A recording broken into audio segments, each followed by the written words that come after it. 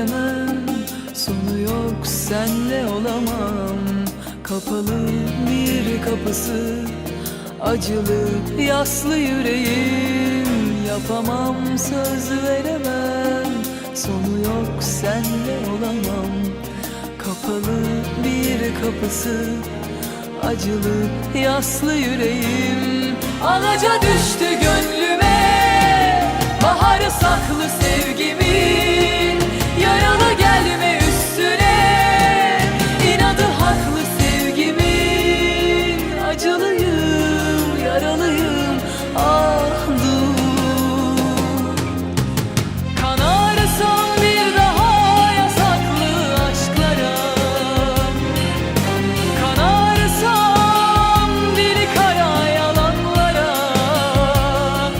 Olmaz, kendim olamam, zorla var olurum. Yarımsız gecelere boğulurum. Sebebim ah dünlerim, sebebim zor günlerim. Dualarım Tanrı'ya, düşürmesin bir daha yasak aşkın kollarına. Sebebim ah dünlerim, sebebim zor günlerim. Dualarım Tanrı'ya, düşürmesin bir daha yasak aşkın kollarına. Sebebim ah dünlerim.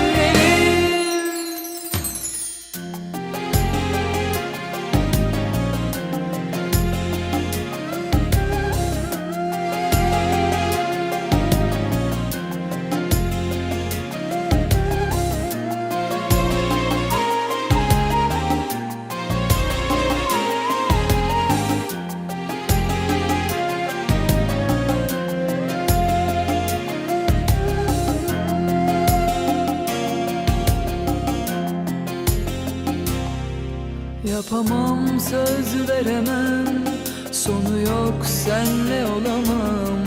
Kapalı bir kapısı, acılı yaslı yüreğim.